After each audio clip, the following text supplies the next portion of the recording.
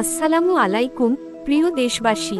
আশোকের প্রতিবেদনে বলা হয়, স্বাস্থ্য ও পরিবার কল্যাণ মন্ত্রণালয়ের স্বাস্থ্যসেবা বিভাগ স্বাস্থ্য অধিদপ্তর ম্যানেজমেন্ট ইনফরমেশন সিস্টেম MIS ওয়েবসাইটে প্রকাশিত তথ্য অনুযায়ী বৈষম্যবিরোধী ছাত্র আন্দোলনকে কেন্দ্র করে মোট 858 জন নিহত হয়েছেন এবং আহত হয়েছেন 11,551 জন।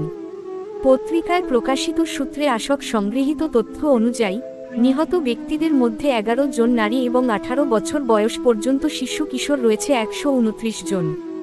জুলাই অভ্যুত্থানে বিশেষত নিজ বাসায় গুলিতে শিশুদের মৃত্যুর ঘটনাগুলো অত্যন্ত মর্মান্তিক। এছাড়া নিহত ব্যক্তিদের মধ্যে ছাত্র, শ্রমিক, পেশাজীবী ও বিভিন্ন রাজনৈতিক দলের নেতাকর্মী রয়েছেন। চলুন এবার দেখা যাক বল্টু আর কেলটু এই নিহত সংখ্যা নিয়ে কি ভাবছে।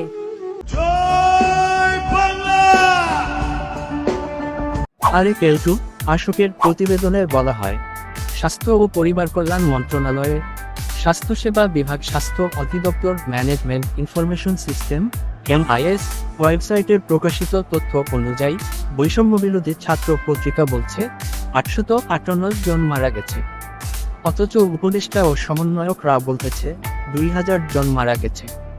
এই হিসাবটি ক্যালকুলেটরে মিলায় কে? আরে বলতো, এটাই তোর সমস্যা। সরকার এক হিসাব দিচ্ছে, বৈষম্য বিরোধী ছাত্র আন্দোলনের লোকেরা আরেক হিসাব দিচ্ছে। কে ঠিক কে ভুল কেউ জানে না। আচ্ছা, তোর কি মনে হয় আসল সংখ্যা কোনটা? আমার মনে হয় সত্যি স্বাস্থ্য ও পরিবার কল্যাণ মন্ত্রণালয়ের স্বাস্থ্যসেবা বিভাগ স্বাস্থ্য অধিদপ্তর ম্যানেজমেন্ট ইনফরমেশন সিস্টেম MIS ওয়েবসাইটে প্রকাশিত তথ্য। সরকার কম দেখাচ্ছে আর আন্দোলনের লোকেরা বেশি দেখাচ্ছে।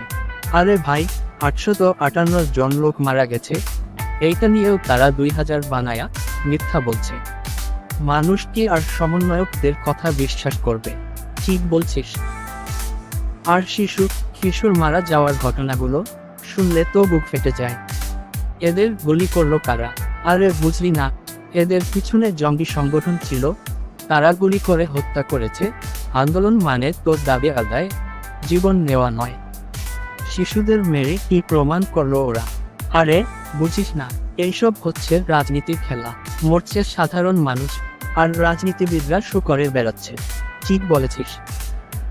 কিন্তু কেলটু, 858 আর 2000, এই দুই সংখ্যার মধ্যে এত ফারাক কেন? আরে ভাই, কেউ নিজের সুবিধা মতো সংখ্যা বানিয়ে প্রচার করছে, এইভাবে জনগণকে বিভ্রান্ত করে। জনগণ কি আসল ঘটনা জানবে না? আরে জানবে যদি মিডিয়া সৎ হয়।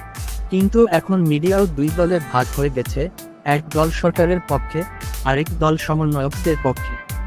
তাহলে সাধারণ মানুষ কার ওপর ভরসা করবে?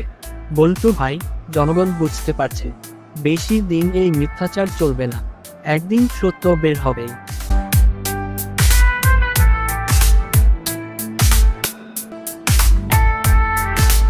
প্রিয় দর্শক, আপনাদের জানার অধিকার রয়েছে, আসলে জুলাই বিপ্লবে কতজন নিহত হয়েছে? 858 জন না 2000 জন? আসলে কতজন নিহত হয়েছে? বল্টু আর কেলটু টেনশন তাদের ঘুম কেড়ে নিয়েছে, কারণ তারা জানে এইসব রাজনৈতিক বাটপারি সাধারণ মানুষের জন্য কোনো ভালো ফল বয়ে আনবে না। ভালো থাকবেন, সাবধানে থাকবেন, সত্য প্রকাশ করবেন। জয় বাংলা। আজ এই পর্যন্ত, দেখা হবে অন্য ভিডিওতে।